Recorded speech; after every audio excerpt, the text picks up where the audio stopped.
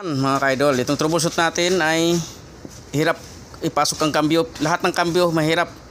Primera, tercera, yan, kwarta, yan, reverse. Yan, hirap ipasok. Sabi ko, may problema to, yung pressure plate. So, maganda pa naman humatak. Magandang humatak, pero bungi na yung pressure plate yung mga fingers nyo. Sino mo? You know, durog, oh. Yun, tama yung desisyon ko na i-check natin yung pressure plate. Yan.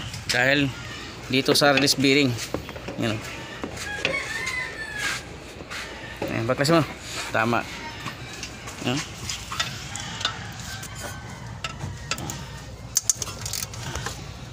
Tama yung desisyon natin.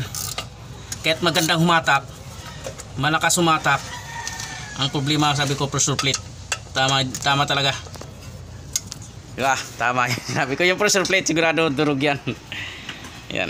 Baklas na natin. Umistack up kasi yung release bearing. Yan. Check na lang natin.